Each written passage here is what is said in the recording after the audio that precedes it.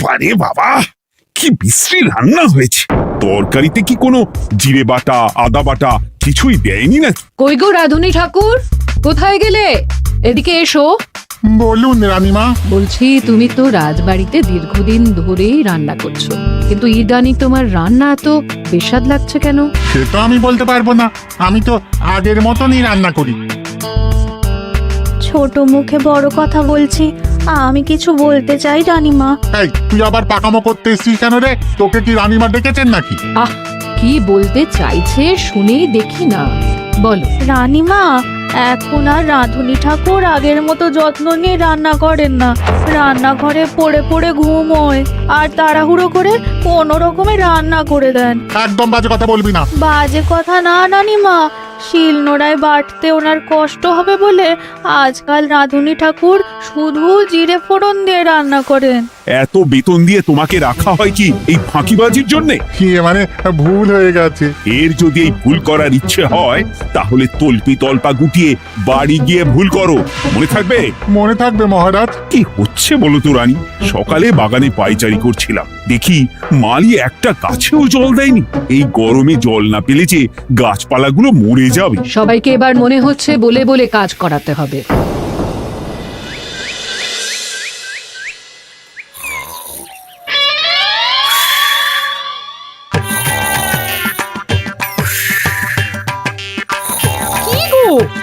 কদিন ধরে তো তুমি শুধু খাচ্ছ আর ঘুমোচ্ছ,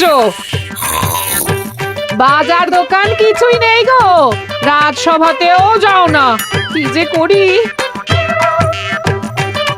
কি গো দিদা, দাদু আজও ঘুমোচ্ছে? কি বলবো বলতো? আমরা কিছু একটা ব্যবস্থা করছি, দাঁড়াও।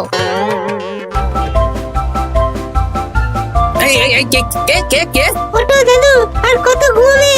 উড়েমির একটা সীমা থাকে। ওঠো বলছি, ওঠো, ওঠো না। আমি বুঝতে পারছি বাড়ির কাজ, বাজার দোকান এসব না করার জন্য তুমি পড়ে পড়ে ঘুমোচ্ছ। দাদু কাজে ফাঁকি দিচ্ছে দিদা। দে পুটি, আরে সরসরি দে, দে।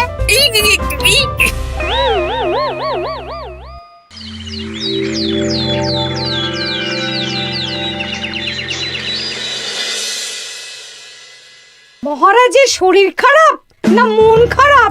মহারাজ এরকম চুপ করে ঘুম মেরে থাকলে তো রাজপাট সব উঠে যাবে। কিছুই বুঝতে পারছি না। মহারাজ আছেন চুপটি করে, নেই যে মুখে শব্দ। ফাঁকি দিলে এবার তাকে করব আমি জব্দ। অনেক শুয়েছি, আর নয়। মহারাজ, কে ফাঁকি দিচ্ছে? আমি তো ফাঁকি দিই না। পণ্ডিত, তুমি দিচ্ছ নাকি ফাঁকি? না না, বৈদ্য। আমি ফাঁকি দিলে সবাই ওই রোগে ভুগে মরে যাবে। আমি তো রোজ সময়ই রাজসভায় আসি, তাহলে আমি বলছি আসল কারণ। রাজবাড়ির রাধুনী ফাঁকি দিচ্ছে, আর 3 দিন ধরে রাজসভায় গোপাল বেপাত্তা। হ্যাঁ, এই গোপাল বেটাই আসল ফাঁকিবাজ। ওকে বরখাস্ত করে দিন। গোপালকে যদি বরখাস্ত করা হয় তাহলে বিপদে আপদে মহারাজের পাশে দাঁড়াবে কে? অসময় মহারাজ বুদ্ধি পাবেন কার কাছে? এই সুযোগ, এই সময় গোপালকে মহারাজের চক্ষুশূল করতে হবে, তাহলে আমি একেবারে জেঁকে বসতে পারবো। মহারাজ, গোপাল ঠিক কতটা ফাঁকিবাজ হয়ে উঠেছে তার কোনো ইয়ত্তা নেই। হ্যাঁ বলুন তো। বেটা গোপাল কোনোদিন সঠিক সময়ে রাজসভায় আসে না, কোনো দিন তো আসেই না, যেমন আজকেও আসেনি। আর না এলে মহারাজকেও কারণটা জানায় না। আপনাকে সম্মান করা তো দূরের কথা, কোনো ভ্রুক্ষেপই করে না। এটা কিছুটা হলেও মন্ত্রী মশাই ঠিক কথা বলছেন। হ্যাঁ, এ তো একদম সঠিক কথা। ঠিক বলেছ। প্রহরী, প্রহরী, বলুন মহারাজ। তুমি আরেকজনকে সাথে নিয়ে এক্ষুনি গোপালকে তুলে নিয়ে এসো। আচ্ছা মহারাজ। বলি, তুমি আজকেও রাজসভায় কামাই করবে? অর্ধেক দিন কামাই করলে বেতন কাটা যাবে গো। গিন্নিমা, গোপালকে মহারাজ ডাকলেন। ওই দেখো, রাজবাড়ি থেকে প্রহরীও ডাকতে এসেছে। ওহ, মহারাজের আদেশ না শুনলে তোমাকে তুলে নিয়ে যেতে বাধ্য হব। আরে দাঁড়িয়ে দেখছিস কি? তুলে নিয়ে চল। ঠিক বলেছিস, তুই হাত ধর আর আমি পা ধরি। আমরা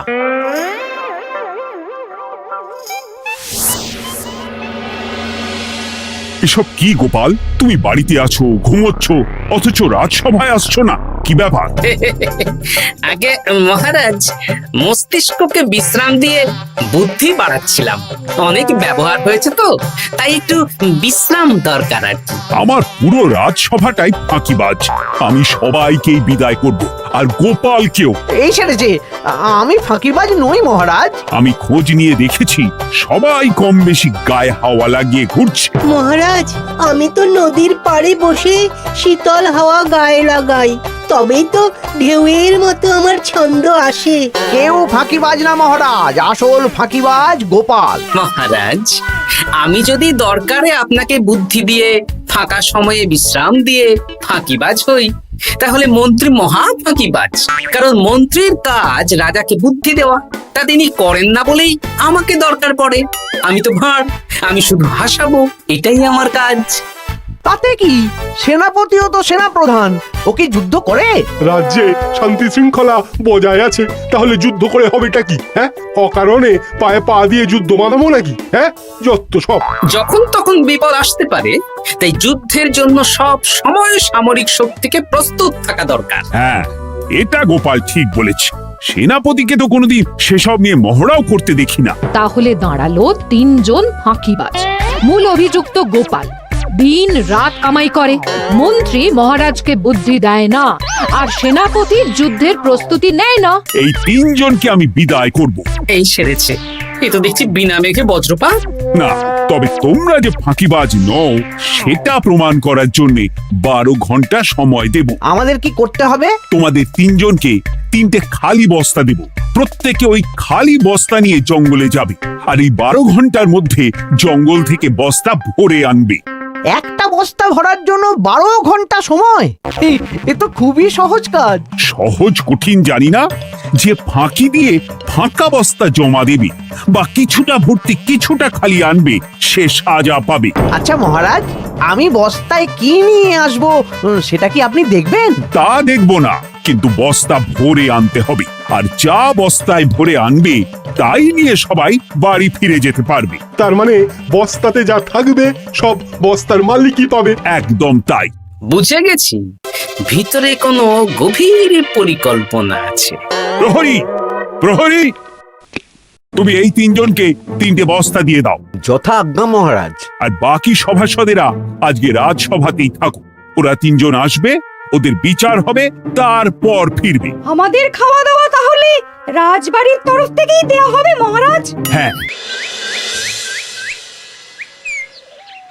জঙ্গলে তো যাচ্ছি, কি নেব?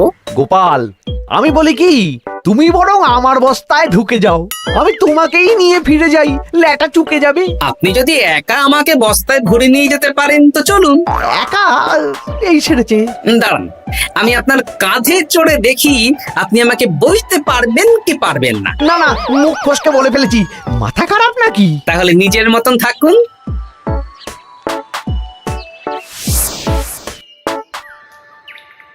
এমন কি বা আছে এই জঙ্গলে? আমার কাজে লাগার মতন তো কিছুই দেখতে পাচ্ছি না। ওই তো ওই দিকটা একটু ছায়া আছে বেশ, ওই গাছের নিচে গিয়ে বিশ্রাম নি। সেনাপতি, অত চিন্তা ভাবনা করার কিছুই নেই। মহারাজ তো আর দেখবেন না আমরা বস্তায় কি ভরে নিয়ে যাব। 12 ঘন্টা অনেক সময়। এখন বিশ্রাম নাও। আপনার ইঁদুরের পেট, আপনি বিশ্রাম নিন। দেখি জঙ্গলে থেকে কিছু ফল পেড়ে আগে খাই, তারপর না হয় ওই বস্তাটা ওই ফলমূলের খোসা আর মাটিতে পড়ে থাকা পাতা দিয়ে ভরিয়ে মহারাজের কাছে নিয়ে যাব। হ্যাঁ, বস্তা যখন বাড়ি নিয়েই যেতে পারবো, তাহলে বনের সব থেকে ভালো ভালো ফলগুলো আগে ভরে নি। গিন্নিকে এবার বলবো, বাজার আনি না তো কি হয়েছে, দেখো কত ফল এনেছি। যাই, এর থেকে কিছু মহারাজকে ভেট দেব, মহারাজ বেশ খুশি হবেন।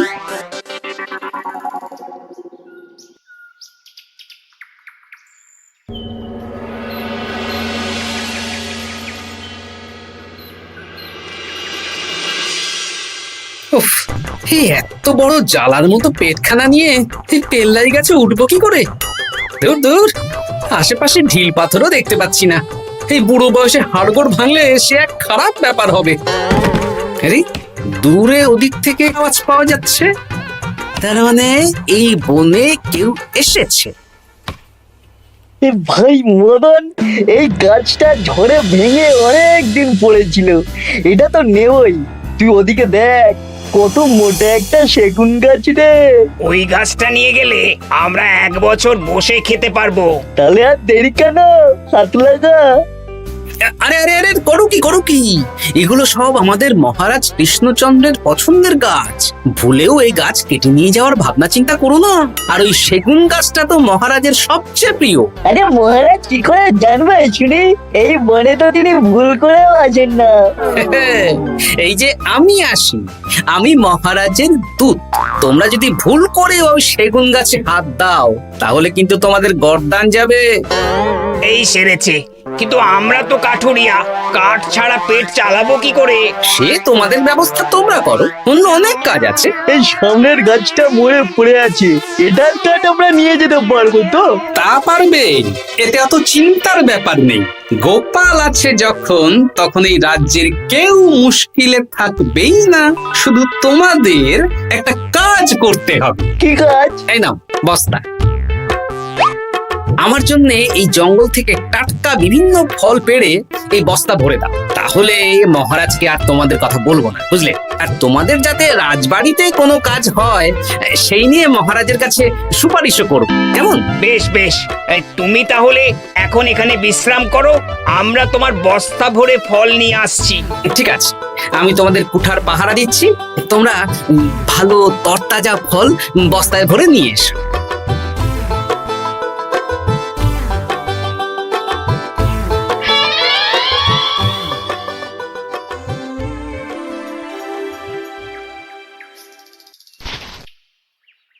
ব্যাস ব্যাস ব্যাস, আমার বস্তায় পাতা ভরা হয়ে গেল, এবার যেতে হবে। আমারও বস্তা ভরা হয়ে গেছে মন্ত্রী মশাই। হ্যাঁ, কটা ফল খেলাম আর কটা ভরে নিলাম, আর বাকি জঙ্গলের পাতা ভরে ফেলেছি। হ্যাঁ, আবার কি কি ভরেছি আর কি ভরিনি সেসব তো মহারাজ আর দেখতে যাবেন না। তাহলে আর দেরি কেন, চলুন হাঁটি হাঁটি পা পা করে এগিয়ে যাই। গোপালকে তো দেখতে পাচ্ছি না। ও বেটা যা কুঁড়ে, হয়তো এখানে এসেও ঘুমিয়ে পড়েছে। আবার কালকে সকালবেলা উঠবে।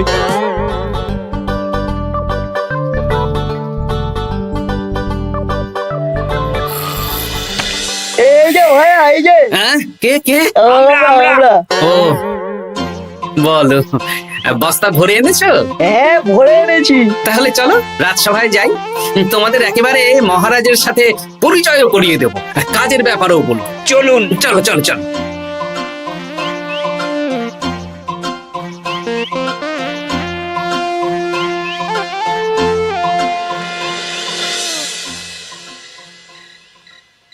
দেখা যাক মন্ত্রী সেনাপতি গোপাল কখন বস্তা ভরে আনে। এই তো চলে এসেছি, বিশ্রাম নিলাম, বস্তাও ভরে ফেললাম। এই দেখুন মহারাজ, আমিও বস্তা ভরে এনেছি। বাহ, তোমাদের বস্তা দেখে তো মনে হচ্ছে খুব হালকা। হ্যাঁ, আপনি যখন আমাদের বস্তা ভরে কি এনেছি সেটা দেখবেন না, তখন অত খাটাখাটনি করে কি লাভ মহারাজ? কিন্তু গোপালের এখনো অবধি দেখা নেই, ও কি সোনা গয়না ভরে আনছে? গোপাল যা কুঁড়ে আর ঘুম কাতুরে, হয়তো জঙ্গলেও ঘুমিয়েই পড়েছে। মহারাজ, আপনি একটা কাজ করুন, আমাকে আর মন্ত্রী মশাইকে যুগ্মভাবে বিজয়ী ঘোষণা করে দিন, ব্যাস। এত তাড়া কিসের? বাবা বাবা বাবা বাবা, তোমরা তিনজনেই বস্তা ভরে এনেছো, আমি খুব খুশি। আমার কথা শুনে কাজ করেছো, তোমরা তিনজনেই বিজয়ী। এবার বাড়ি যাও যাও। গোপাল কি করে বিজয়ী হয় মহারাজ? এই বস্তা ভরে নিয়ে আসাতেও তো ওর ফাঁকিবাজি ধরা পড়ছে। কিসের ফাঁকিবাজি? এই যে দুটো লোক তোমার হয়ে বস্তা বয়ে আনলো, সে তো মহারাজ সহ আমরা সবাই দেখতেই পেলাম। তা তো ঠিক, গোপাল নিজে হাতে বস্তা ভরে আনেনি। মহারাজ বস্তা ভরে আনতে বলেছেন, আমি এনেছি, এখানেই কথা শেষ। আমি কাকে দিয়ে বস্তা ভরালাম, কে আমাকে সাহায্য করলো, সেসব তো কোনো শর্ত আরোপ করা ছিল না। কিন্তু পরীক্ষাটা তো কে ফাঁকিবাজ সেটা প্রমাণ করার পরীক্ষা।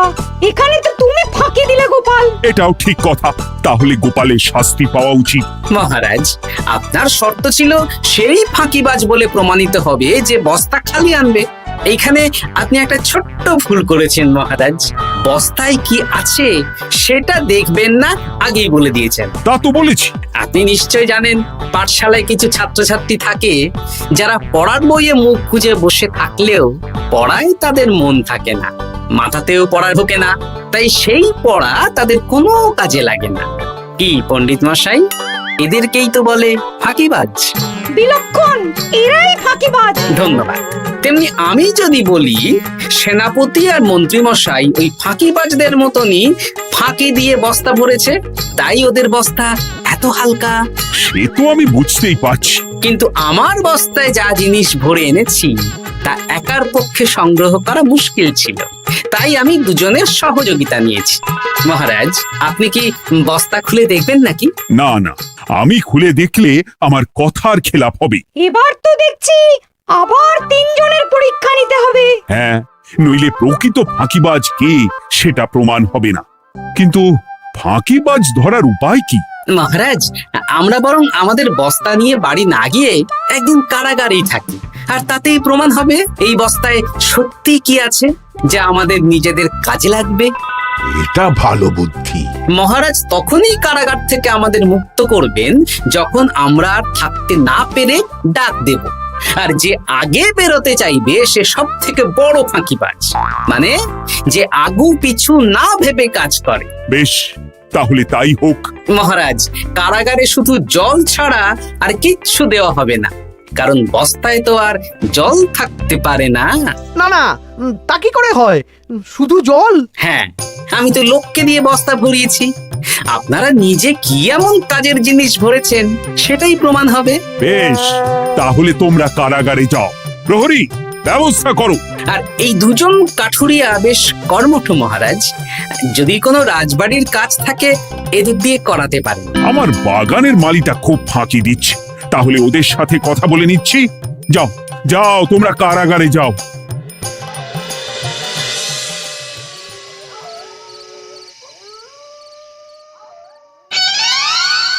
ওরে বাবা রে, কি খিদে খিদে পাচ্ছে রে। দেখি বস্তায় কি আছে দেখি।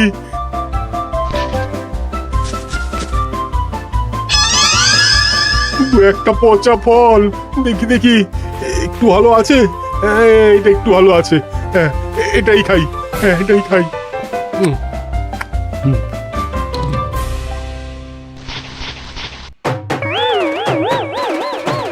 আমি তো শুধু পাতা ভরেছি, কি সেরেছি? আমাকে কি জল খেয়েই কাটাতে হবে? এবার আমি দেখি। টাটকা ফল আর জল, আমার কাছে যা ফল আছে এগুলো খেয়ে আরাম করে 5-6 দিন কেটে যাবে। ও গোপাল, আমাকেও কটা ফল দাও না গো। ও গোপাল, আপনি এখান থেকে উঠুন, অন্য বাগানে ফুল হয়ে ফুটুন। ফল খাবেন, এখন কর্মফল ভোগ করুন। ওরে বাবা, জল খেয়ে আর কতক্ষণ কাটাবো?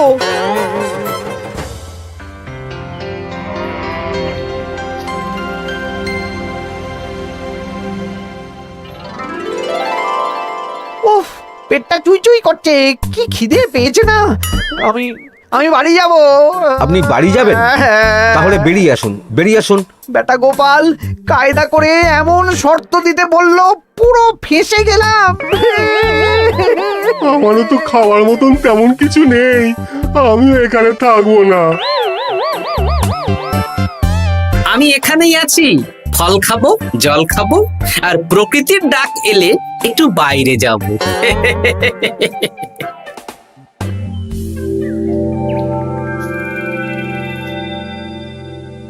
কি তোমরা কারাগারে এক রাতের বেশি তো থাকতেই পারলে না? কি আর করব বলুন মহারাজ, আমরা তো আর গোপালের মতন বস্তা ভরে টাটকা ফল নিয়ে আসিনি। বেটা গোপাল আমাদের দেখিয়ে দেখিয়ে ফল খাচ্ছিল, অতি আমাদের খিদে আরো বেড়ে যাচ্ছিল। তাহলে এরা দুজনে তো হার মেনে নিল। গোপাল কি করছে? গোপাল খাচ্ছে আর ঘুমোচ্ছে। ওকেও নিয়ে এসো। আচ্ছা মহারাজ। একই মহারাজ, আমার তো এখনো বাইরে আসার ইচ্ছে হয়নি। কি আর করা যাবে, ওরা হার মেনে নিয়েছে, তার মানে তুমি জয়ী হয়ে গেলে গোপাল। আমার বস্তায় ভরে অনেক ফল এনেছিলাম, এখনো অনেক আছে। আপনি তাহলে বাকি ফলগুলো নিয়ে নিন। তাহলে তো এটাই প্রমাণ হলো গোপাল কাজের সময় ফাঁকিবাজি দেয় না, শুধু বুদ্ধি বাড়ানোর জন্য একটু বেশি ঘুমোয়। এই নাও গোপাল, তোমার উপহার। মহারাজ, আমি সময়ের কাজ সময়ে করি আর বাকি সময় একটু ঘুমাই। আমার এখন ঘুম দরকার মহারাজ, কাল থেকে অনেক ধকল গেল যে। বেশ, তোমাকে ঘুমানোর জন্য 1 সপ্তাহ ছুটি দেওয়া হলো। ধন্যবাদ মহারাজ। কি সেনাপতি আর মন্ত্রী মশাই, এবার বুঝলেন তো, ফাঁকি দিলেই ফাঁকে পড়তে হয়, তাই কাজ করলে ভেবে চিন্তে করুন। চলি, খুব ঘুম পাচ্ছে।